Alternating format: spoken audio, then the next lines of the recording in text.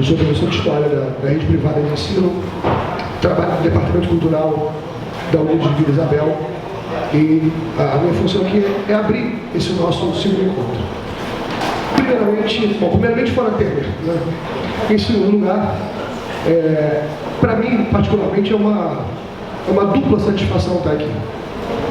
A minha primeira satisfação é como proprietário desse lugar aqui, o Bar Sempre Vila, que está sediando esse encontro, porque para nós foi um desafio abrir esse espaço aqui num bairro como Vila Isabel, um bairro que é notadamente marcado aí por boemia, e abrir um estabelecimento como esse, quando a gente tem aí uma série de bares, botiquins, restaurantes, barzinhos aqui, e o grande desafio era transformar esse lugar num lugar que fosse a cara desse bairro e que traduzisse também o amor que a gente tem pela escola, pela União de Vila Isabel. Eu sempre digo que o bairro ele consegue reunir duas coisas que me parecem muito interessantes sempre, né? Ele é um bairro ainda muito provinciano, né? As pessoas se conhecem, se falam nas ruas, ainda tem o carro de som anunciando o comércio local, o vassoureiro gritando na porta das ruas, das casas. Mas ao mesmo tempo é um bairro também muito cosmopolita, né? A gente tem tudo aqui.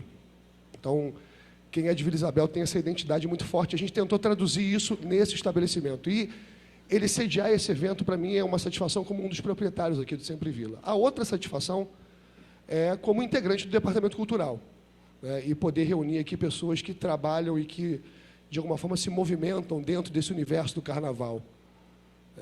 A gente continua, né, uma tradição aí que não vem de agora. Vários colegas de profissão, vários historiadores já se debruçaram sobre esse tema, continuam se debruçando sobre ele, né? A gente tem um Bakhtin aí que vai falar de atos simbólicos de inversão, né? O Peter Burke que fala de uma institucionalização da desordem, né? É sempre muito interessante a gente continuar trabalhando com isso. E também, eu acho que é uma função clássica dos departamentos culturais trabalharem com a ideia de memória, que inclusive é o tema da nossa primeira mesa. Eu acho particularmente fascinante a ideia dessa memória, que ela é escorregadia, ela se revela, ela se esconde, né? A gente, no Departamento Cultural, vem trabalhando recentemente com depoimentos que mostram muito isso, né? Como, muitas vezes, o depoente ele deliberadamente esconde algumas coisas, e a nossa função não é interferir nesse processo, mas identificar as brechas que podem nos levar a outros caminhos dentro desse universo. Então, a ideia de memória do carnaval, a memória do samba, a memória das escolas de samba, eu acho que é um movimento determinante para os nossos departamentos culturais. Lá na vila, aqui na vila, né, a gente tem todo um trabalho já que já tem, Vinícius, tem uns 4 anos já, não é isso que a gente está nesse processo? De compilação e resgate de fotografias, restauração de fotografias, documentação, reportagens de jornais de época, resgate dos enredos. Recentemente, os nossos últimos trabalhos têm sido, eu acho que muito interessante. Um deles, por exemplo, é o de resgatar os sambas concorrentes da Vila Isabel ao longo da sua história. A gente vê, e eu posso falar também como um dos compositores, um integrante da aula de compositores da Vila, tenho colegas no Departamento Cultural que também já fizeram samba para a escola. A gente observa que o protagonismo dos compositores, ele fica circunscrito apenas àqueles que ganham a disputa de samba. E a gente entende que a gente precisa colocar, né, na frente da ribalta também as pessoas que participam de todo esse processo e que nem sempre ganham. Na verdade, perder é mais fácil do que ganhar nessas disputas, e a gente vem fazendo esse trabalho muito difícil, mas muito interessante. E, junto com ele, os depoimentos que vêm trazendo a história oral cada vez mais próxima e mais íntima do Departamento Cultural, com informações muito ricas e esclarecedoras de alguns processos dentro da própria escola. Nesse mergulho que a gente faz, né, no passado, a gente observa que algumas coisas não mudaram, né, na concepção do carnaval. A ideia de inversão de valores, a ideia de desordem institucionalizada, elas não mudaram muito. Embora a gente conviva hoje com uma contemporaneidade que eu arrisco dizer que ela pode ser perigosa, né? Eu não tenho dúvida de que muitos aspectos da modernidade, vão ajudar muitos departamentos culturais a preservarem as memórias. Muito dessa tecnologia que a contemporaneidade traz, elas vão ser aí grandes aliadas nossas, por um lado. Por outro lado, eu acho que já fica aqui até a sugestão para pauta de próximos encontros, né? Como é que a gente vai lidar com cada vez mais câmeras, cada vez mais patrocínios, com um cronômetro cada vez mais estrangulado, como está acontecendo, né, para o próximo ano. Eu acho que isso é uma boa pauta para a gente pensar no nosso próximo encontro. Essas batalhas, né, pela memória do Carnaval. Aliás, por falar em batalhas, né, batalha de memória, eu acho que nós, que somos representantes de departamentos culturais, a gente já tem uma batalhazinha a ser travada, uma batalha do bem, eu sempre digo isso, né? Eu acho que os departamentos culturais precisam estar cada vez mais unidos, né? E acho que um espaço como esse pode ser interessante para isso, na medida em que eu acho que nós precisamos fazer algumas diretorias de escolas de samba entenderem a importância do nosso papel, de manter, de resgatar, de preservar a memória dessas instituições.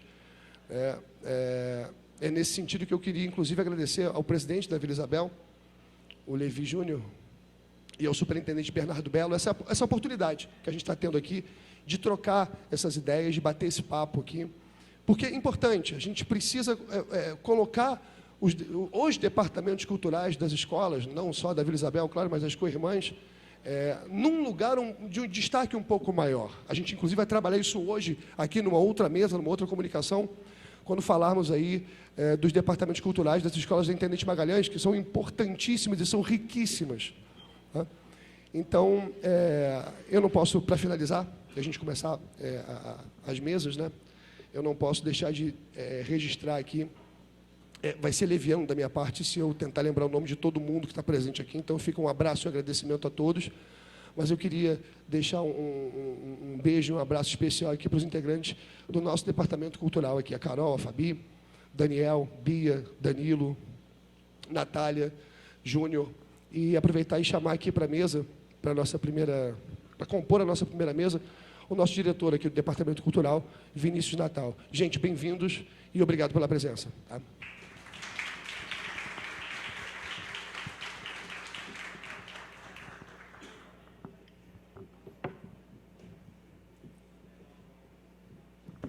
Achei que ele tinha me pulado.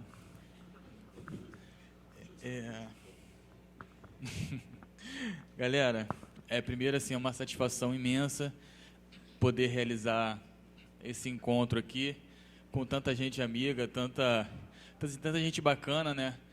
Para a gente estar aqui uma tarde de sábado discutindo sobre memória, sobre cultura, sobre samba, enfim, é porque a gente tem que gostar muito, né? Todo mundo podia estar na praia, todo mundo podia estar em casa, no ar-condicionado, enfim, fazendo diversas coisas, mas a gente está aqui lutando por isso. Enfim, não vou falar muito, só dar um apanhado, mais ou menos, do Departamento Cultural. O Departamento Cultural da Vila, ele nasceu uns 3, 4 anos atrás, logo quando a presidente Beta entrou na escola, né? E aí, eu já fazia um trabalho no Centro Cultural Cartola, e ela me chamou para fazer um departamento cultural. Bem, né? O que é desse departamento cultural? Pode ser muita coisa. Aí ela me chamou e falou assim, vem cá, vou te mostrar o que você vai fazer. Abriu a porta de uma sala com milhões de papéis, um amontoado de papéis, né? O chão molhado, muita coisa para fazer, eu sem saber o que fazer, assim, meu Deus, né? Como onde eu começo? E aí eu percebi uma coisa. Eu percebi que esse trabalho teria que ser coletivo, porque a memória ela é coletiva, né? Ela é individual, mas ela também é coletiva, principalmente quando a gente trata de instituição, né?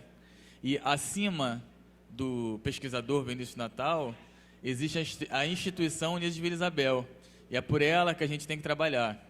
Então a gente decidiu formar um grupo bacana de amigos, né? A quem eu, não canso de agradecer, né, diariamente, porque sem essas pessoas o trabalho ele realmente não aconteceria.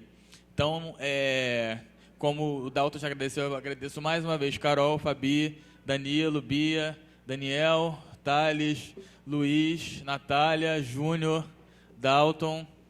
Não sei se eu esqueci de alguém. Acho que não, né? Então é isso, gente. Só agradeço bastante a presença de todo mundo aqui.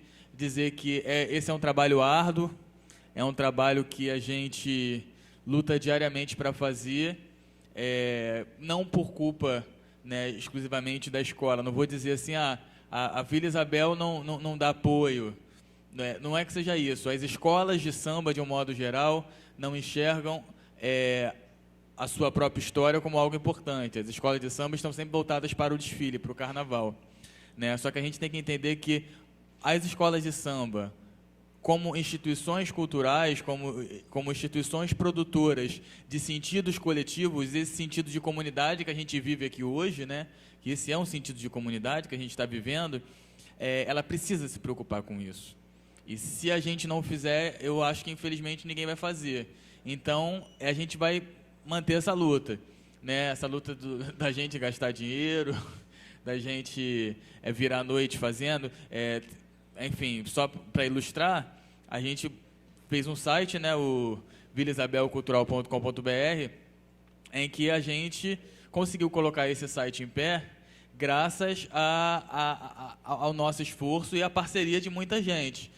E a gente conseguiu digitalizar grande parte desse acervo porque a gente digitalizou na nossa casa, né? Então, é difícil, mas dá para fazer.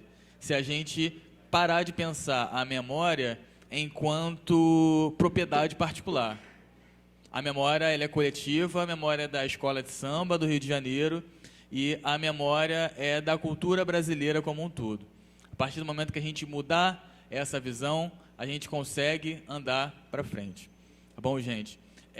Agora eu vou compor a mesa para, né, duas pessoas que eu admiro bastante para compartilhar experiências com a gente, né, desse tema, né, como tornar a memória pública e como, sendo mais incisivo, como não sentar em cima dos acervos e a gente conseguir compartilhar essas experiências com todo mundo. Primeiro, vou chamar foi minha professora, é uma parceira do Departamento Cultural, que está ajudando bastante a gente a fazer e editar nossos depoimentos. Vou chamar aqui a minha professora e minha amiga Marta Abreu.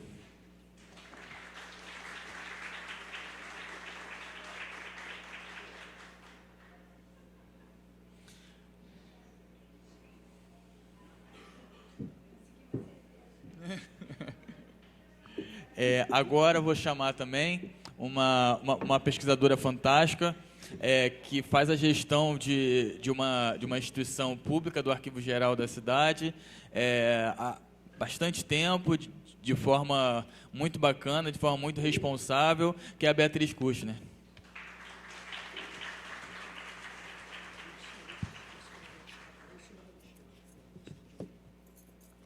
Essa chave aqui é de alguém que estava lá fora. Bom, vai ficar aqui assistindo ao debate. Tá. Daqui a pouco alguém vai sentir falta. Então, vamos fazer assim, né? 15 minutinhos? Pois não. Do senhor? Então, já achou. Passa para ele lá, por favor.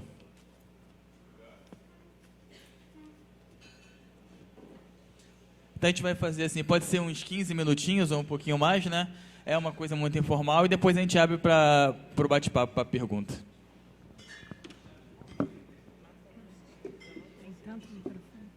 Então, obrigada. Está dando para ouvir? Obrigada, Vinícius. Obrigada, Departamento Cultural da Vila, o encontro de vocês. E obrigada por vocês estarem puxando toda essa discussão, né? Obrigado não é exatamente pelo convite, mas obrigada por vocês realmente estarem construindo a história das escolas de samba no Brasil. Eu fico assim até muito tocada e emocionada. Eu estava vindo para cá pensando sou historiadora há tantos anos, né? Não precisa dizer quantos, mas eu me lembro, quando eu comecei a orientar e entrei no programa de pós-graduação, fui credenciada no programa de pós-graduação da UF, que foi em 96, estão fazendo aí 20 anos. Eu sempre trabalhei com história cultural, com história social da cultura, história da cultura popular, história da cultura negra, sempre trabalhei, sempre me olhavam com desconfiança, e esse negócio não é história. Aí, quando eu entrei para orientar, a gente de início não recebe muito orientando, não, a gente tem que ficar atrás de orientando, porque senão você não emplaca, né? Mas eu comecei a ser procurada por algumas, e eu queria trabalhar com história da cultura negra. Mas o que diziam é que já estava tudo pronto. Você acredita nisso? Eu tive orientandos que tentaram o mestrado, tentaram o doutorado, e na hora havia uma avaliação dos projetos. Aí, na hora de avaliar o projeto, o avaliador, algum doutor em História, professor do programa de pós-graduação em História da UF, chegava e dizia assim: mas para que você quer estudar o samba, meu filho? Já está tudo estudado, a gente já sabe tudo. Projeto de escola de samba, para que você quer estudar isso? Eu tive vários alunos, não tive um só não, que não foram aprovados no mestrado ou no doutorado porque tinham algum projeto ligado ao samba. Ora, que universidade é essa? Que programa de história era esse? Mas era. E isso tem 20 anos, 15 anos. Então, eu acho que muita coisa mudou. Nesses últimos 10 anos, ainda bem, muita coisa mudou. E a gente tem não só departamentos culturais, hoje extremamente qualificados, formados em história, professores de outras áreas. Bem, eu perdi muito historiador para antropologia, mas eu perdoo todos, né? Paciência, a gente tinha que ter invadido mais a história, mas tudo bem, história, antropologia, não interessa. Acho que o importante é que mudou. A pesquisa nesse país mudou. Graças a quê? A gente teria que fazer uma outra pesquisa, por que a gente está conseguindo falar em outros termos. Eu sei que você está reclamando, e os departamentos culturais reclamam da falta de apoio das escolas de samba. Como que as instituições, as próprias instituições, não se importam com a sua história. A gente tem que tentar entender por que isso acontece. Acho que você deu uma explicação, porque tem que fazer o carnaval do ano seguinte. É motivo prático, evidente. Mas talvez porque o esforço de construir uma história tem que se relacionar com um contexto maior de para que interessa a gente saber da história dessas instituições. Quando aquele professor perguntava, a história do samba já está escrita, ela está escrita num determinado sentido. Ela está escrita num sentido memorialista, num sentido ufanista, no sentido, o samba é a melhor coisa do Brasil, o samba é a mestiçagem, o samba é onde todos nós nos encontramos, no samba, no carnaval. Então, esse tipo de história, esse está pronto.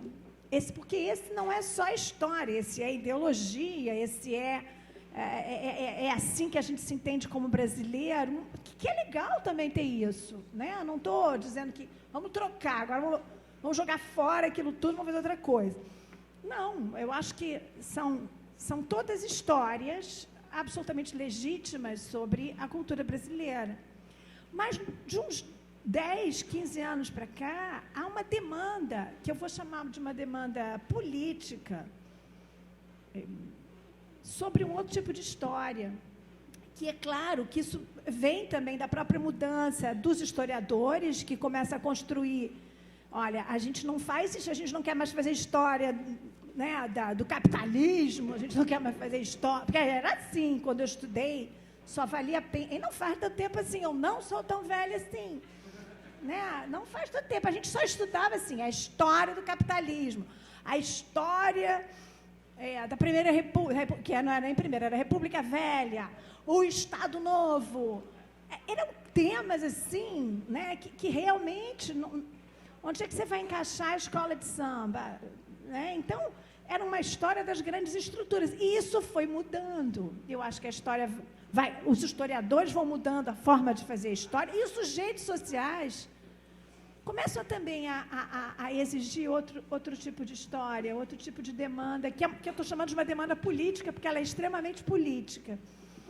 Na medida em que, quando você começa a ver os construtores, os sujeitos sociais que construíram as escolas de samba, e não dar todos os méritos, né, para o Estado Novo, para os governantes, para os prefeitos, para o livro de ouro, claro que são importantes, mas não são os únicos atores. E aí, claro, acho que é uma mudança dos historiadores, da universidade, dos departamentos culturais e dos sujeitos sociais políticos, sambistas, jongueiros, diversas outras expressões culturais que demandam por direitos, demandam por reconhecimento, reparação, direito, e demandam pelaquilo que talvez seja mais importante, a história ser reconhecida. A patrimonialização do samba, que eu vou chamar de samba carioca, mas não é samba carioca, são as matrizes do samba carioca do Rio de Janeiro. Do Rio de Janeiro. As matrizes do samba do Rio de Janeiro, Partido Alto, samba enredo e samba de terreiro,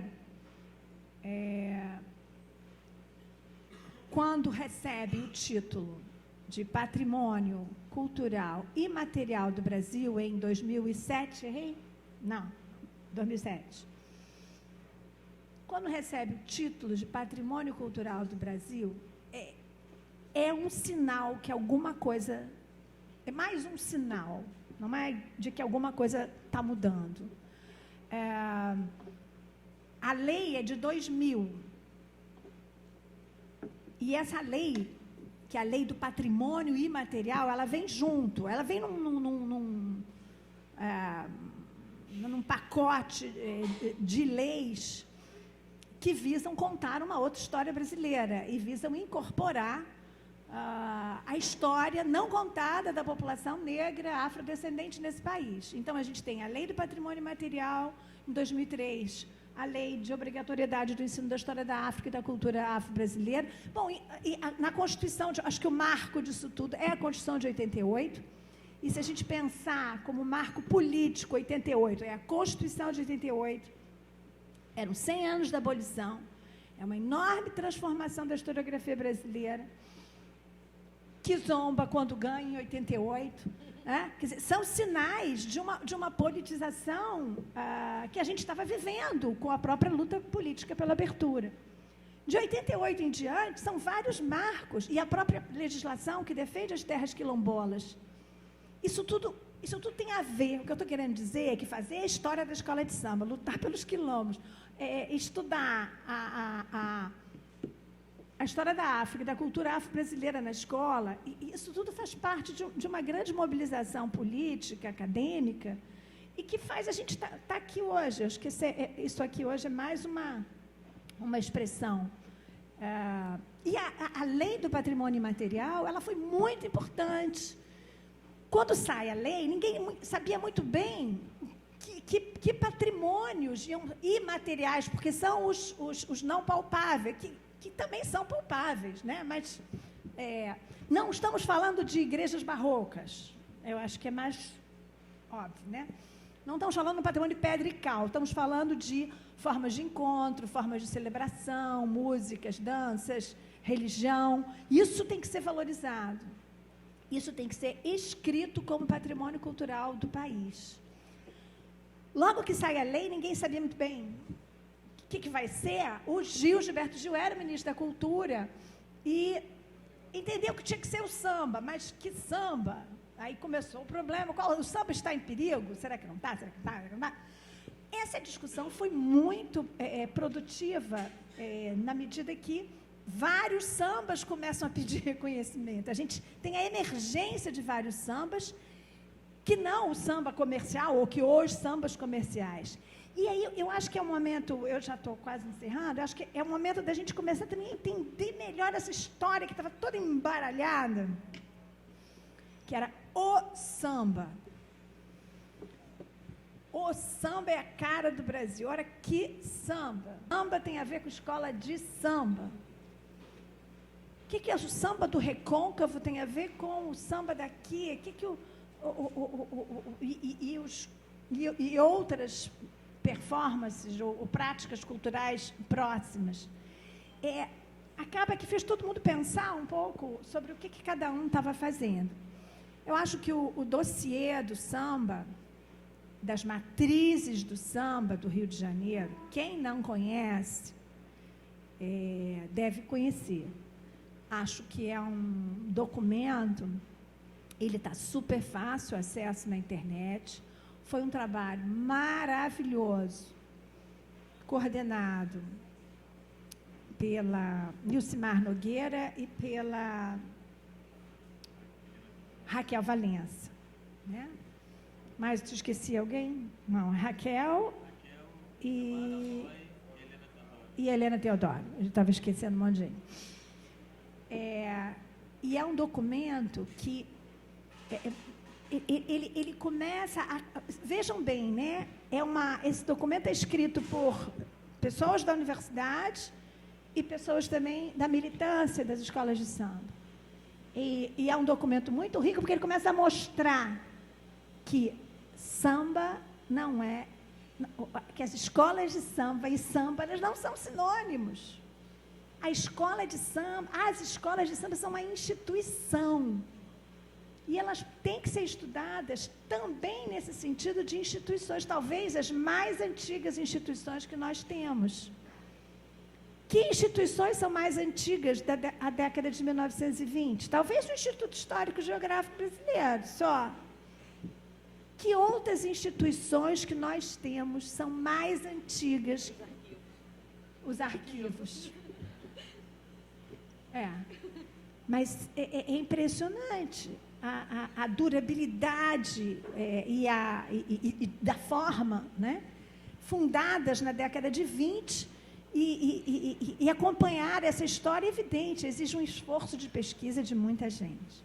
Eu só quero terminar mesmo, porque eu acho que aí tem uma outra questão, que quando eu quero valorizar as escolas de samba, eu quero valorizar os fundadores das escolas de samba, que acho também que isso é uma história muito pouco divulgada.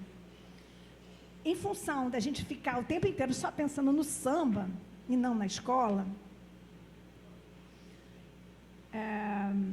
aí, como são vários sambas, e você tem a indústria fonográfica, o samba espetáculo, estávamos conversando ali sobre o poder dos baianos, nada contra.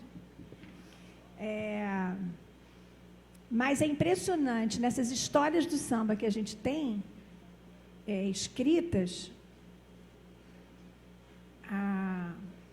eu chamo do lobby dos baianos, né? A importância que é atribuída à comunidade baiana do Rio de Janeiro, que a gente chama da turma da Tia Seata. Perfeito, eles foram importantíssimos, mas talvez eles tenham sido mais importantes para a construção do samba como gênero comercial do que propriamente na fundação das escolas de samba. Isso é uma questão, estou levantando aí problemas. A Estácio de Sá, evidentemente, ela é fundada por baianos, sim. A Mangueira também, sim. Mas a pesquisa que eu estou fazendo, e vai acabar, ela já está bem adiantada, acho que ela vai acabar, indica que a maior parte, mas a maior parte mesmo dos fundadores da Mangueira, da Portela, do Salgueiro e da Serrinha são essas 4 escolas que eu inventariei. A maior parte desses fundadores vem do Vale do Paraíba, vem da onde? São filhos, alguns até nascem como ventre livres, são filhos e netos de escravizados do Vale do Paraíba, são filhos e netos de africanos da região banto da África. Portanto, é um mundo cultural e religioso muito diferente do mundo iorubá. E aí eu deixo a pergunta, né? Por quê? Por que a gente não conhece a história desses fundadores? Eu quero terminar mesmo. Tem alguém da Mangueira aqui? Eu vou ler então da Portela, já que eu queria ler da Portela. Entre os nascidos em Minas Gerais, como fundadores, ou que estavam bem próximo do grupo fundador, podem ser citados Antônio Rufino dos Reis e Antenor dos Santos, de Juiz de Fora, Noca da Portela, de Leopoldina, Sebastião Vitorino, conhecido como Catone, de Ouro Preto. Natal havia nascido em Queluz, Vale do Paraíba Paulista, e Hernani Alvarenga, em algum lugar de São Paulo. Entre os filhos egressos do Vale, Dodô da Portela era porta-bandeira da escola, embora morasse no Morro da Providência. Tia Neném era filha de vassourense e casou-se com o grande portelense Manasseia, da família com muitos irmãos sambistas. Monarco, filho de José Diniz, nascido em Ubá, Minas Gerais, considerava o pai um grande poeta. Considerar o pai um grande poeta significa que ele era calangueiro e colocador de verso de reis. Valdir 59 era filho de um mineiro e Wilson Moreira, de uma mineira de Juiz de Fora, sem contar com seus inúmeros parentes de Paraíba do Sul. É isso.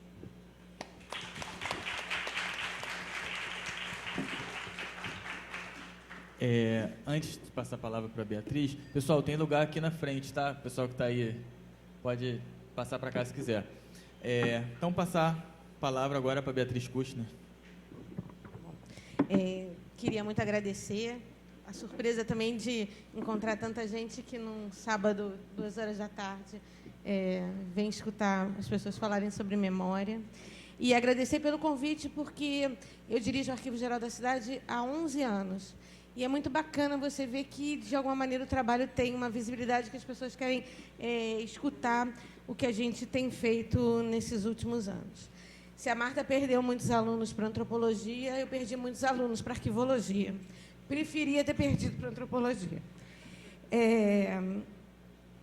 E eu acho também que essa passagem de como há 15 anos atrás, a academia via a relação de estudar samba ou história cultural de uma maneira já pronta, ainda há um certo distanciamento, um certo preconceito dos historiadores que vão trabalhar nas instituições de memória, nos arquivos e nos museus.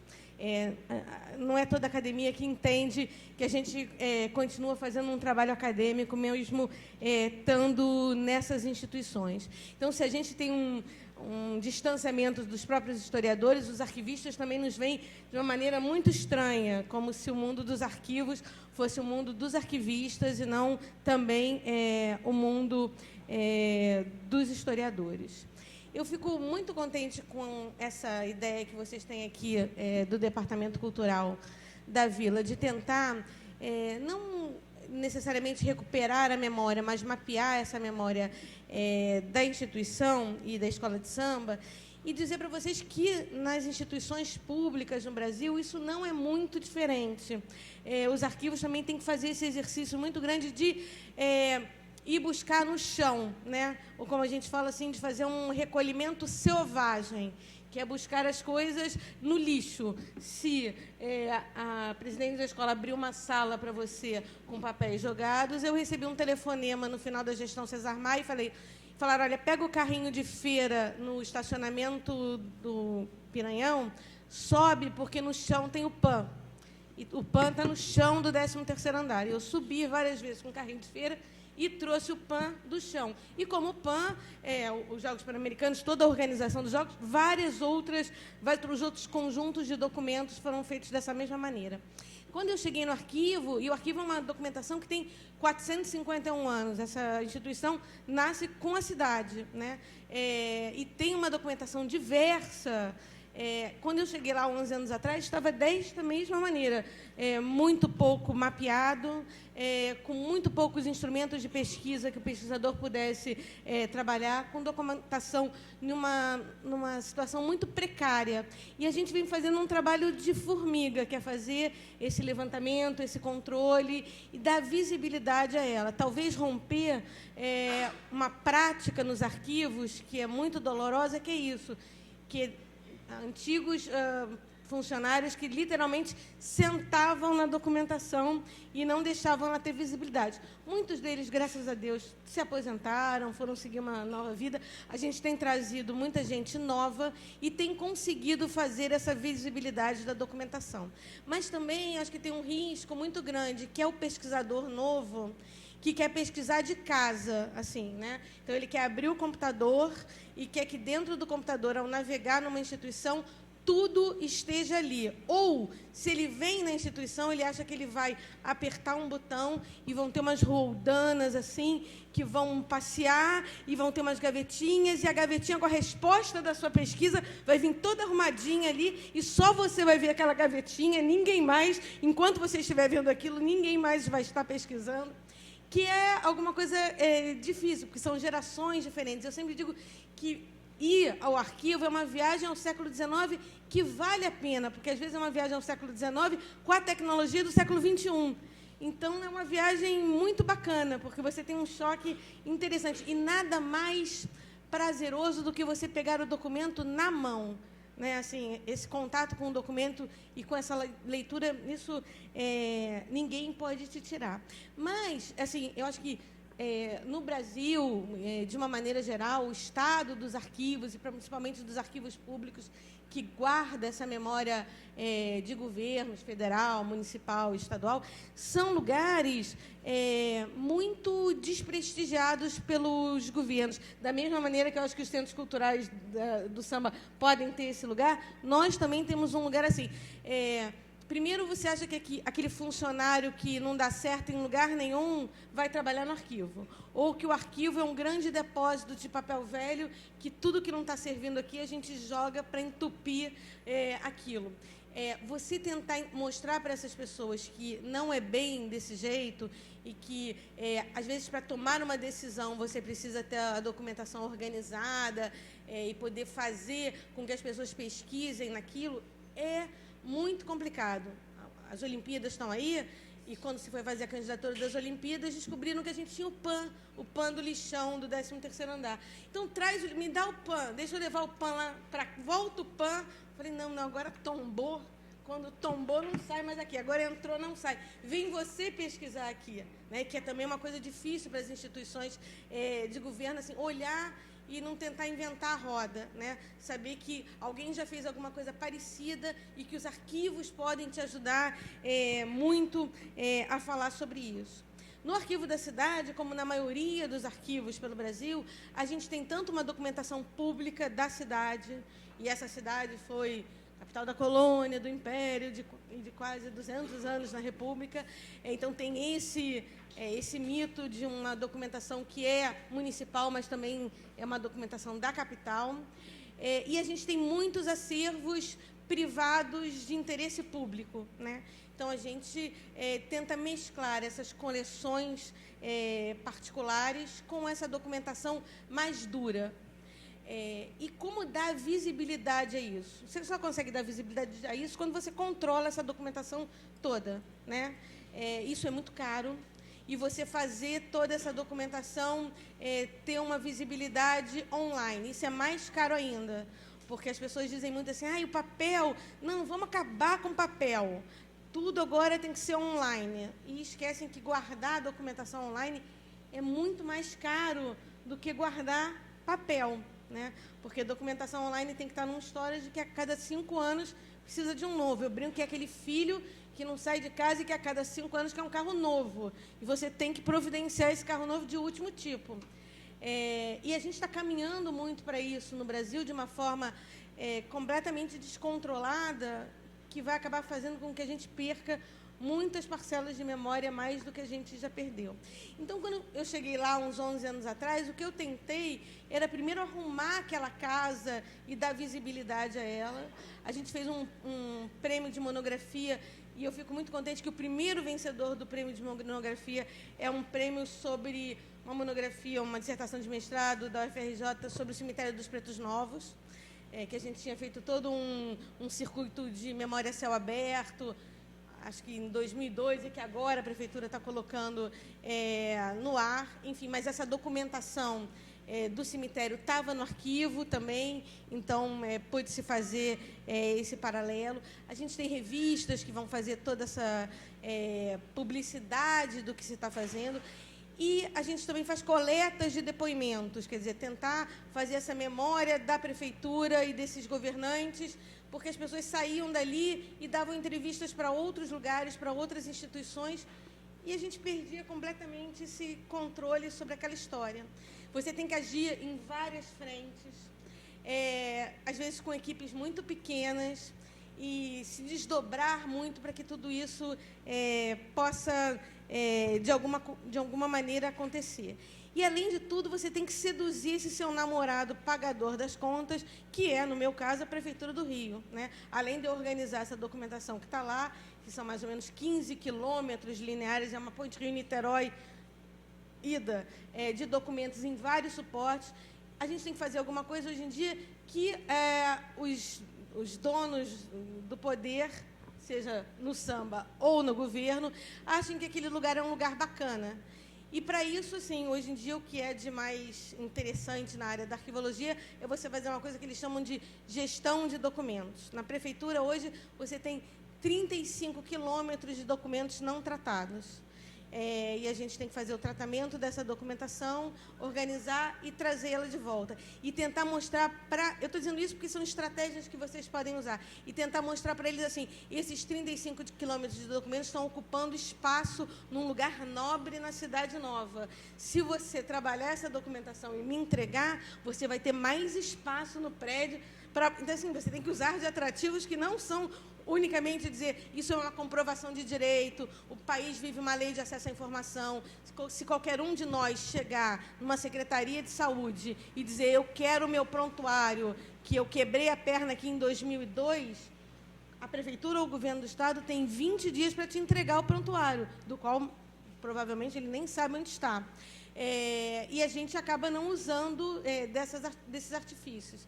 E o que a gente tem tentado fazer no arquivo é um pouco isso, seduzir a nossa fonte pagadora de que o arquivo não é um lugar onde aquele funcionário que não tem lugar para ficar, fica, não é um lugar onde só papel velho fica, mas é um lugar que você pode potencialmente ter informações para novos projetos a partir dali. Algumas vezes essas estratégias dão certo, outras vezes não. Dessa vez, assim, a gente está vivendo acho que um momento muito bom. A gente conseguiu sair da cultura e ir para o centro do poder, que é a Casa Civil, onde tem mais dinheiro, é bom. Pelo menos o dinheiro é todo nosso. E a gente trouxe para agora uma documentação inédita que provavelmente se perderia, que é toda a transformação urbana da cidade em imagens em movimento e em fotografia. São mais de 50 teras em documentação que foi produzida por uma produtora e a gente conseguiu trazer. Por que eu estou querendo chamar atenção a isso? Porque isso acontece muito também no Carnaval, né? A documentação é produzida por um Carnaval e, às vezes, vocês não conseguem guardar essa documentação e aí acontece o Carnaval seguinte e você não pode usar nada. Ou, se uma escola mirim do grupo quer usar aquele enredo que a Vila usou em 88 e em 89. Vou dizendo uma escola que, enfim, minha mãe apoia, que é uma escola em Vila Kennedy, uma escola mirim. Se ela quer fazer esse carnaval, ela vai ter que consultar nos jornais, porque, às vezes, a documentação da escola não tem mais o croquis, né? Tem o samba, tem a letra, você tem as gravações, mas você não tem mais as fantasias. Então, você vai ter que recolher aos jornais.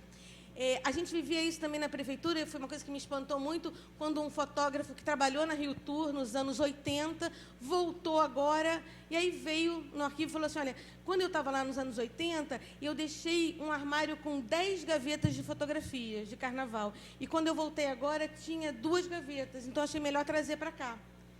Porque, durante os anos, as gavetas não foram sendo acumuladas em fotografias, elas foram sendo levadas para a casa das pessoas. Então, ele achou que essa documentação tinha que vir.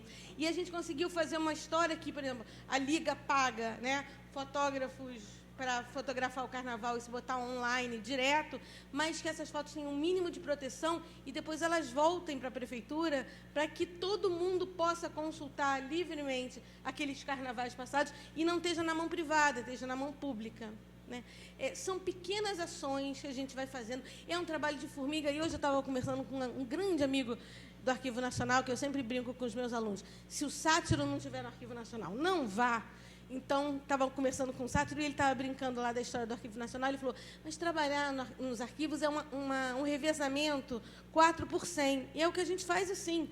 A gente vai fazer, e vai vir uma nova geração e vai fazer coisas um pouco melhores do que a gente está fazendo, e vai vir uma outra, e é um eterno revezamento. Você vai voltar àquela documentação que você já tratou, enfim.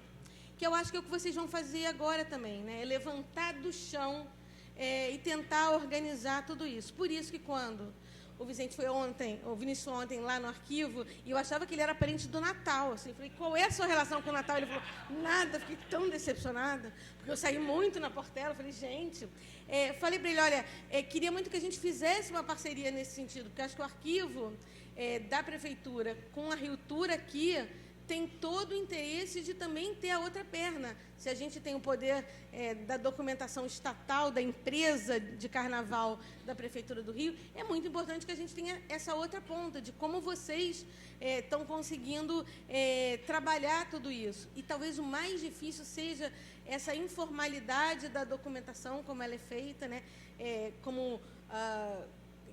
Quem já participou de carnaval, eu já participei muito, já desfilei muitas vezes, brinquei com o Vinícius, que a única coisa que eu não fiz ainda é subir num carvalhão, que é um sonho que eu tenho, que é subir num carvalhão. Já está sendo providenciado. Você sabe o que é um carvalhão, Marta? Carvalhão é aquele carro que... E bota você num queijo. Aquilo eu acho o máximo, assim. Já saí muito no chão, saí na vila quando foi imigração, saí numa ala da Espanha. Gosto muito de sair. E acho que essa informalidade toda e essa documentação toda é difícil você dizer para um carnavalesco que tudo que ele está fazendo, porque você vem no barracão e você olha o croquis e depois você vai olhar no site e a fotografia e a fantasia que você vai pegar depois na cidade do samba é completamente diferente, né? Entre uma coisa e outra, assim, você leva para casa e refaz aquilo, né? O sapato que é enorme, que você costura para bater. Mas tudo isso está se perdendo, né? Porque aquele croquis que aquela pessoa fez é um documento que tem que ser guardado. Se a pessoa não deixar você levar, que vocês pudessem pelo menos fotografar tudo aquilo e guardar, porque aquilo é um manancial gigantesco, que ninguém vai ter essa documentação a não ser o barracão. Né? Não vai estar no jornal, não vai estar com ninguém. Né? E acho que tentar seduzir os carnavalescos de como é importante que a passagem dele pela escola seja guardada dessa maneira e seja colocada online, que as pessoas possam consultar. Eu acho isso fantástico. Então, fica aqui o convite que eu fiz de público, assim, de que o arquivo possa ajudar efetivamente, não é alguma coisa de fala de um sábado de tarde numa conversa de bar, efetivamente que o Arquivo Geral da Cidade possa participar, ajudando vocês no que a gente puder nessa gestão e que a gente possa ser um parceiro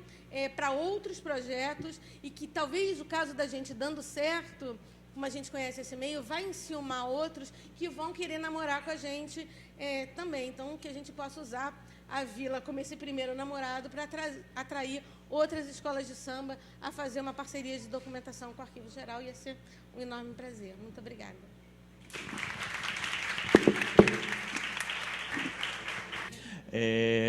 Eu queria abrir para perguntas e antes fazer 2 provocações.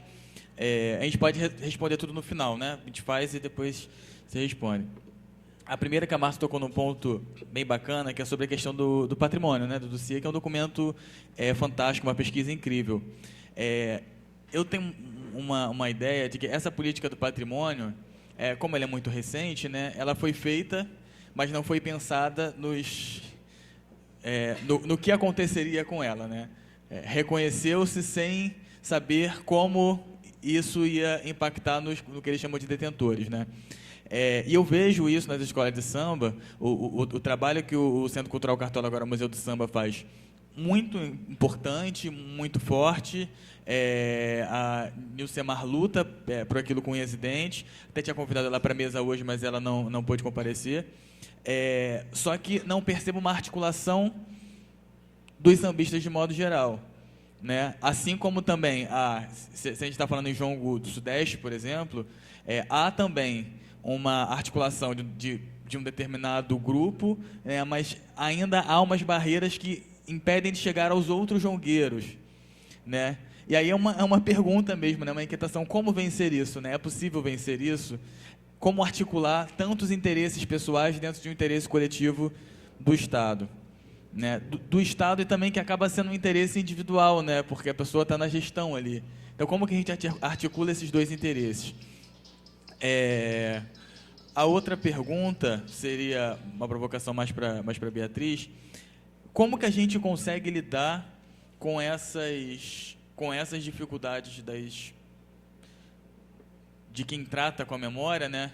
Porque acaba sendo muito sedutor também quando a pessoa detém um acervo, né?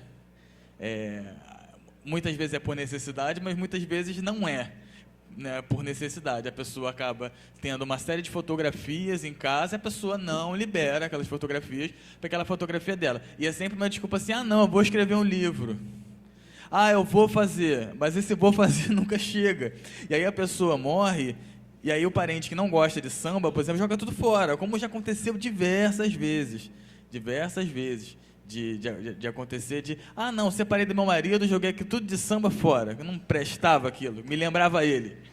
E aí se perdem coisas maravilhosas, né? Então, assim, como que a gente lida com esses interesses, né, individuais, e como a gente transforma em coletivos? Porque eu acho que isso é uma coisa que a gente precisa, nós interessados em memória aqui, né, em memória, construção de identidade e cultura, que a gente precisa ter muito, muito firme na nossa cabeça. Que a partir do momento que a gente está tratando de uma memória institucional, né, como a Marta falou que as escolas de samba têm de ser reconhecidas como instituição, a memória ela não é nossa, a memória é da escola. Então, se a gente consegue ter isso em mente, a gente começa a avançar, acho que umas 10 casas. É aquela cartinha que você tira no jogo, avança 10 casas, você já chega quase no final. E aí, assim, como lidar com isso, né, com a sua experiência? E agora, abrir a perguntas. Sei que vocês estão inquietos. Acho que o fio não chega aí, Marcelo. Bom dia a todos. Para quem não me conhece, eu sou Marcelo Aurélio, eu sou webmaster do site Academia do Samba. A minha pergunta seria para a Beatriz. Na verdade, essa parceria que você está propondo seria só para as escolas de samba ou pessoas particulares também poderiam participar? Eu tenho um grande acervo, eu não trato especificamente de nenhuma escola. O meu site é voltado para pesquisa de carnaval. Infelizmente, por problemas financeiros, ele não está atualizado, porque para a gente manter um site do próprio bolso na internet, para eu modernizar a tecnologia, me cobraram R$18.000, e eu não tenho esse dinheiro para pagar. Estou tentando fazer parcerias com universidades, que na universidade pegue o pessoal de TI e consiga remodelar a tecnologia do site. A gente já fez grandes parcerias, eu e Vinícius, com material. Eu passei material que eu tenho para ele vai passar para mim. A gente sempre faz esse intercâmbio, e eu tenho um acervo bom para ser digitalizado. Eu junto as coisas desde que eu tinha 10 anos de idade, eu estou com 50, então já tem bastante tempo. E esse material todo para ser digitalizado, na verdade, eu não quero, como ele falou, e eu acho que isso é mais ou menos, a gente pensa muito parecido. Eu penso o seguinte, a informação, o dado que a gente tem, que a gente não compartilhou, a gente vai perder. Então, a informação que não é compartilhada é perdida. No meu site, por exemplo, e não sei se é interesse também do arquivo, eu estou com mais de 500 trabalhos acadêmicos sobre samba e escola de samba. não só do Rio de Janeiro. Tem coisas sobre, por exemplo, o samba de São Luís do Paraitinga, em São Paulo. Mas a ideia é colocar isso tudo no ar, está espalhado em vários locais da internet, algumas coisas eu recebi, a própria pessoa fez o trabalho acadêmico e me passou. Não, Marcelo, o Gustavo Melo, que na Carnavalha citou isso, inclusive o trabalho dele, ele perdeu e só encontrava no meu site. Foi uma forma dele recuperar o trabalho acadêmico que ele fez. A ideia é justamente que cada vez a gente fomente mais tanto a pesquisa de carnaval, tanto acadêmica, quanto a curiosidade que as pessoas vão ter de ver o material. E eu gostaria de saber se essa parceria seria possível e a gente depois pode sentar e conversar em particular. Só uma coisa sobre o Marcelo, né? O Marcelo é o cara do Catacata na Sapucaí, né? Junto com tantos outros loucos, né? A gente conversa bastante sobre isso, que a maioria das escolas fazem uma revista anual e não passam para quem é de direito para guardar. E aí fica uma loucura na Sapucaí, porque a gente fica, você tem a revista do Salgueiro? E não, Salgueiro só fez 10 revistas. Onde que tem essa revista? Tem lá não sei aonde. Você vai lá, você encontra ela no chão e você cata, porque ela que vai ser importante. Então o Marcelo tem um trabalho bem legal e bem interessante que disponibiliza a revista aí para todo mundo. Mais alguma pergunta, gente? Aliás, 2 questões. Primeiro, me apresentar, Antônio Conceição, compositor da Vila Isabel. Tive a grata satisfação de dar uma pequena contribuição ao Centro Cultural, uma pesquisa que eu fiz sobre a Vila Isabel. E eu escrevi uma sinopse, uma modesta sinopse, brincando, escrevendo, né? A sinopse se chama Dirceu China, partindo da vila, essa é a nossa vila. E eu senti muita dificuldade nessa pesquisa. Comecei pela Liesa, pouco material. Como a nossa amiga falou aqui, parece que cultura hoje é objeto de palavra obscena, né? Ninguém dá atenção. E eu também, como diretor do Esporte Clube Mackenzie, que acho que a maioria aqui conhece, uma agremiação de 102 anos, incrível, gente.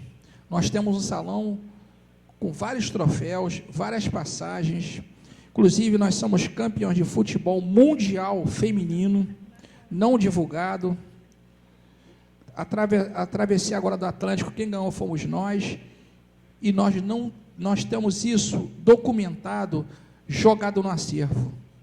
Então, eu gostaria de falar com a nossa amiga, depois, particularmente, se ela desse o telefone, se ela poderia me ajudar, embora eu seja o diretor social, não tenho nada a ver com o Centro Cultural é responsabilidade de outra pessoa, mas, nesse país, coloca as pessoas erradas no lugar certo, né? Então, colocou o camarada no Centro Cultural, não a crítica aqui pejorativa, é construtiva, mas uma pessoa que não entende nada. Então, o camarada lá, ele só vai lá, limpa, tira uma gaveta de cá, bota lá, e tem que ser, primeiro, um computador, né? Digitar tudo. Então, eu gostaria de contar com o que eu poderia fazer, embora não seja a minha área, combinar com vocês para um dia ir lá no clube, é um acervo extenso. Para você ter ideia, o desleixo que o povo brasileiro tem com o arquivo, com a pesquisa, eu estou na nova administração, e o nosso presidente, que tem uma ideia avançada, ele encara o clube como empresa, foi atrás de patrocínio. E, lá em reunião com o patrocinador solicitou a planta do Esporte Clube Mackenzie. Incrível, gente. Rodamos o clube e não encontramos essa planta. Tivemos que ir na prefeitura, né, tirarmos xerox, fui ali no cartório, ali no MEA. Eis que um dia, eu estou em casa descansando, o telefone toca, e um diretor disse, Antônio Carlos, eu encontrei a planta. Encontrou? Mas eu já providenciei na prefeitura, isso é um gasto, né? E hoje o país, numa crise que vive, a gente tem que muito medir os gastos, né? Eu trabalho muito com custo, né? Trabalho muito com custo. Quando a pessoa vai lá alugar um salão, eu quero trazer... Bom, tem que ver o custo, né? Você vai trazer um evento para minha agremiação, né? O Esporte Clube Mackenzie tem que ver que tem um gasto de luz, tem gás, tem a pessoa que fica lá no banheiro, né? Tomando conta do banheiro feminino, tem um do masculino, e etc. Pasmem, essa planta foi encontrada na cozinha. Não é piada não, gente, é sério. Eu fiquei pasmo. Então, como você falou, não levam a sério. Então, acho que está na hora, vocês estão de parabéns, eu acho vocês as idealistas. Vocês estão de parabéns. E eu, como trabalho na empresa pública, que eu trabalho na Caixa Econômica Federal, e você vê muitos colegas com formação acadêmica com desvio de função. E eu sou um cara muito transparente, eu dou os nomes, local, horário e tudo, tranquilo. Ali na agência Pio 10, você vai encontrar um rapaz formado em arquivologia, que hoje ele é atendente. Por quê? Porque não tem chance na empresa. A empresa tem um centro cultural, com 2 teatros. Para quem não sabe, o Teatro Nelson Rodrigues é da Caixa Econômica Federal, e não utiliza o empregado que é formado. Ele prefere contratar o de fora. Como nós vemos aí o slogan da Caixa Econômica, errado o slogan, vem para a Caixa você também, que é o slogan, essa é outra história, que é a questão de linguagem, né? Erro de português, né? Conjugação, aí você não pode nem criticar, né? Porque você é funcionário. Pô, quem dera eu criticar a linguagem gramática, né? Do slogan da Caixa, vim para a Caixa você também, venha. Aí eu não falo nada. Aí contrata o camarada lá, peso de ouro, contratar um cara para fazer um samba, quando você tem compositores na Caixa Econômica. Só vou dizer alguns que passaram na Caixa: Arlindo Cruz, João Nogueira, que trabalhava no arquivo, ficava do meu lado batucando o dia inteiro. Aí a gerente dizia assim: esse camarada aí não quer nada, só quer negócio de samba, né?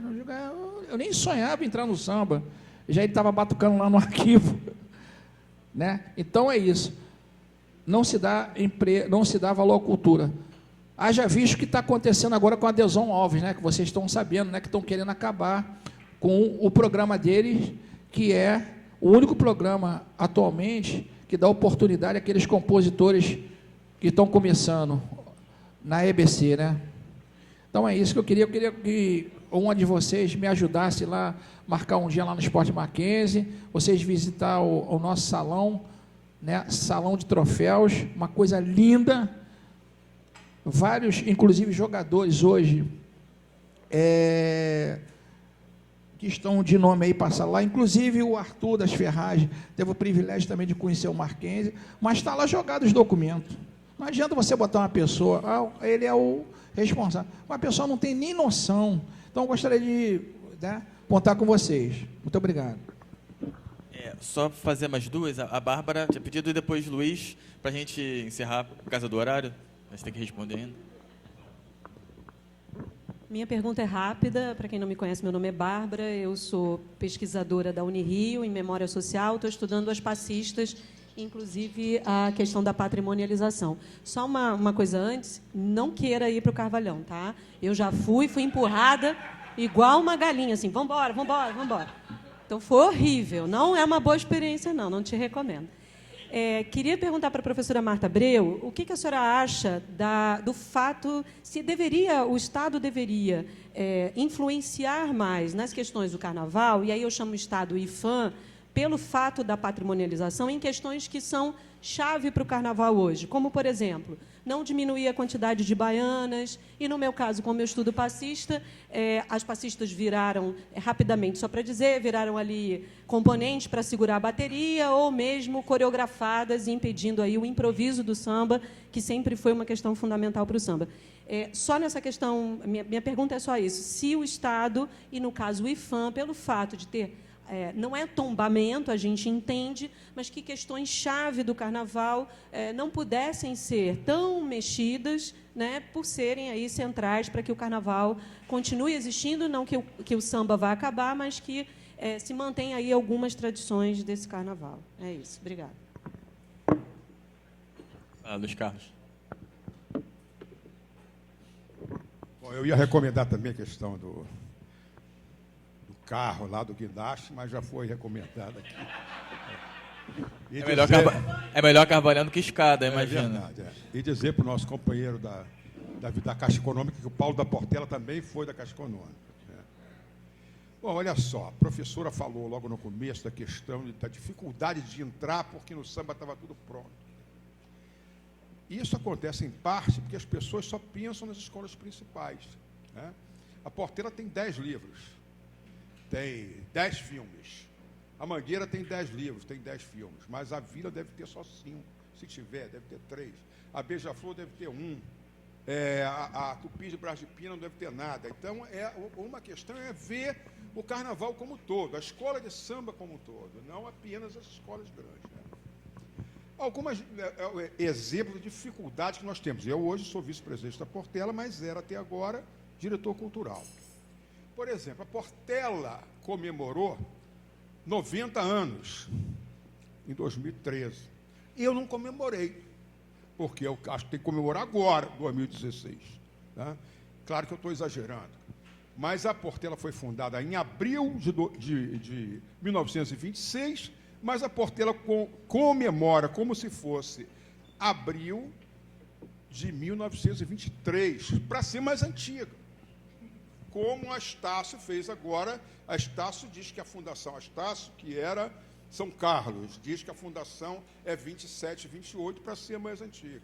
Mas o curioso é que a Portela não tem a data, mês e ano de 23, só tem de 26. Então, ela comemora em 23, mas usa a data de 26. Agora, vai mudar isso. A outra coisa é a seguinte, curiosidade também. A Portela foi fundada ao pé de uma mangueira, curiosamente, né? Pouca gente sabe disso. Mas a árvore famosa, mais famosa da Portela é uma jaqueira, um samba do Zé Qued. Então eu andei fazendo uma pesquisa onde era essa jaqueira, né? Então há uma controvérsia, se ela é onde é hoje a Portelinha ou se é onde era uma antiga sede. O placar hoje está 17-15. Tá? Agora, eu tenho a fotografia da jaqueira, onde era a Portelinha. Né? Mas, no entanto, eu tenho um depoimento do Alvaiade, que é uma das figuras máximas da Portela, afirmando que não era ali, que era em outro lugar. O exemplo que eu estou dando é pelo seguinte: como é complicado você, que é do departamento cultural, que não é da escola, não é dali do Oswaldo Cruz, não é nascido, criado ali, chegar para um sambista da antiga, cascudo, e dizer para ele que ele está errado. Aí ele vai perguntar, mas quem é você? Então, há essa questão, que a gente tenta lidar isso ali com habilidade, mas é uma complicação também. E uma outra questão, que o nosso querido Natal, que não é o da Portela, fala, não, o acervo é da escola, mas a minha experiência diz que não é isso. O acervo é familiar. Deveria ser da escola, mas é familiar. Eu sei que tem gente que tem muita coisa e não dá, e não é porque vai escrever livro, não. Muitos não confiam na escola. Eu mesmo, eu fiz ali esses baluartes, muitos desses baluartes que a professora citou, eu fiz pôsteres enormes, eles ficaram pendurados na quadra. Nunca mais, não é que não mantiveram na quadra. Nem me devolveram, nem me disseram para onde foi aquilo. Essa questão que eu acho que é fundamental nessa questão aí. Eu, agora estou falando por mim, não estou falando pela Portela nem pelo Departamento Cultural. Eu fiquei muito desanimado com isso. Tá? Eu cheguei a propor isso, a conversar isso lá no Carnavária Sambacom, na mesa sobre departamentos culturais, de centralizar isso lá no Museu do Carnaval da Anismar. Tá? Porque o acervo de cada escola fica muito à mercê de quem é o diretor, de quem é o presidente. Se é um diretor ou um presidente, como nós temos agora, isso fica preservado, isso é incentivado. Mas se mudar, isso vira pó. Olha o Centro de Memória da Mangueira, que era uma beleza. Depois virou depósito de fantasia, e hoje está largado lá. Tem um acervo lá na Liesa também, inclusive o Museu da Família Portelense, que é uma coisa que todo portelense quer ver isso um dia, isso está lá na... Então, hoje eu já acho que nem na Nilcimar, nem lá no Centro Cultural Cartola, no Museu do Carnaval, isso funcionaria. Eu acho que tem que ser alguma coisa de cima, institucional mesmo. Ali, o IFAM, tem que falar, mas tem que falar com autoridade, perante as escolas, com os presidentes, com a Liesa. Ontem, lá na Liesa, foi lá o ministro da Cultura lá conversar, e nós conversamos sobre isso, a questão do preconceito. Há o preconceito mesmo, tá certo? Acho que essa ideia que eu ouvi aqui é fundamental, você ter ali uma centralização disso, mas eu não estou nem achando que é centralização da escola, não. Uma centralização institucional, da prefeitura, tá? Com verbas para isso, com pessoas qualificadas para isso, porque hoje nós temos essa turma aí, na verdade, grande parte que está aqui veio da internet, que animou muito essa pesquisa, porque antes não havia isso. Conversamos isso com o sambista, ele é o protagonista, ele está lá no palco, ele está fazendo a história. Nós queremos contar a história. Nós estamos daqui olhando o palco, querendo contar a história. E muitas vezes o sambista não dá muita importância a isso. Não dá importância à história, à própria história dele. Nós damos sim, e nós queremos fazer isso. Agora é preciso ter esse meio de campo aí, que olha, estou falando na prática. É muito difícil de ser feito. Por isso é que eu estou aqui, vou sair daqui hoje animado com essa institucionalização que vocês sempre viram. Uma última pergunta, rapidinho. A minha pergunta vai ser bem breve. Por que a cultura iorubana é tão mais difundida do que a cultura banto? Essa é a minha primeira pergunta. Qual o papel das escolas de samba para fazer com que a cultura banto, que é predominantemente importante na formação, na criação do samba, no nascimento do samba, qual o papel das escolas de samba hoje para fazer com que a cultura banto, o tronco banto, na verdade, ressurja com a importância que lhe é devida? Mas tem muita gente pedindo para perguntar, mas eu não vou conseguir deixar porque a gente tem mais 2 mesas e vai atrasar. Então, vamos deixar essas discussões, essas inquietações para a próxima mesa, que a gente bota junto, tá? Então, Marta. Então, eu acabei não oferecendo. O que a universidade pode oferecer? Muito pouco. A universidade pode oferecer formar pesquisadores e professores de história comprometidos com a história do samba e das escolas de samba. Eu acho que isso a gente pode fazer, né? Local, quer dizer, a universidade pode dar o respaldo acadêmico que as instituições, que os departamentos culturais têm. E eu acho que isso é legal, é um capital simbólico, mas sabendo que, né, a universidade, o Departamento de História da UF, apoiará todos os tipos de ações ligadas à construção desses acervos, e eu tenho certeza que não só a UF, eu lembrei ali ver a Unirio, a Rural, que tem aqui o Carlos, eu acho que a gente pode fazer um pool de universidades no Rio de Janeiro que apoiariam nesse sentido, né? A universidade tem muito pouco recurso, como todos nós, para isso. É claro que o nosso laboratório, lá, o Laboratório de História Oral da UF, História Oral e Imagem, a gente já está com uma parceria com o Departamento Cultural da Vila Isabel, a gente já ofereceu para guardar todo o acervo filmado lá no nosso storage, que você tem que guardar em algum lugar. O pessoal está fazendo várias entrevistas e isso vai ficar aonde? Tudo bem, aí pode ter cópia, fica na internet. Eu me lembro que a Natália fala, fica na internet. Eu falei, mas a internet, você tem que, além de ficar na internet, tem que ficar em algum lugar. Pode ter uma cópia no arquivo da cidade e deve ter uma cópia no Laboy. Eu acho que tudo que for digitalizado, a gente não tem nenhuma condição de receber acervo físico. Mas nós temos bastante condição de receber acervos digitalizados. Então, é algo que a gente pode. Só queria, assim, Marta sabe, eu sou filha da UF, claro. Enfim, estou credenciada no programa da Pós, e quando conversamos ali, assim, eu acho que o arquivo pode oferecer muito, mas seria muito interessante para nós ter a parceria das universidades, até porque a gente precisa de mão de obra de pessoas que estejam interessadas em fazer esse trabalho conosco. Então, poder estender isso para que outras universidades possam estar junto num grande projeto seria alguma coisa fantástica. Isso. Não é uma coisa fechada que precisa estar num único arquivo, mas perfeito. Acho que a parceria seria fundamental. Seria perfeito. E agora, eu acho que eu vejo, Beatriz, muito importante, eu acho que é a discussão da institucionalização desses departamentos culturais, é, sem dúvida nenhuma, o Arquivo da Cidade. Quer dizer, como instituição do Rio de Janeiro, que aí tem que ver como faz isso, mas que a gente tenha no arquivo não é uma linha de pesquisa, não sei como é que chama isso, mas um fundo. Obrigada. Um fundo, né? Eu acho que isso, sim, a gente estaria dando um passo muito importante. Um fundo de pesquisa sobre a história das escolas de samba no Rio de Janeiro. Né? Desculpa, Marta, lá o Francisco Duarte está lá, não está? Então, já é um começo, né? Pois é, e aí, eu acho que se o Arquivo da Cidade consegue centralizar isso, a gente pode captar verbas para isso.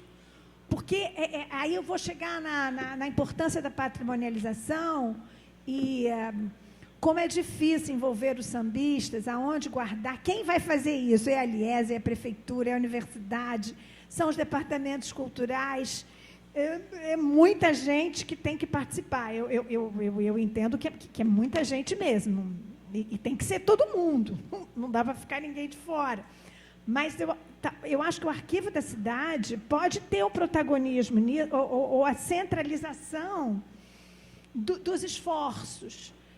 Porque também tem isso. Onde é que a gente vai se encontrar? Pode ser lá na UFEM, o próximo encontro pode ser, não vai ser tão bonito como esse aqui. Né? A gente pode se encontrar, né? Tem que ter uma periodicidade, aí vou falar academicamente, tem que ter uma periodicidade de encontros, todas as teses que saem, trabalhos publicados, que a gente tenha um lugar para todo mundo se ver, né? Que a gente tenha um Facebook, né? Interessados na história das escolas de samba. Não sei, eu acho que a gente tem que criar esses mecanismos, acho que já tem, né? Desculpa, não, né?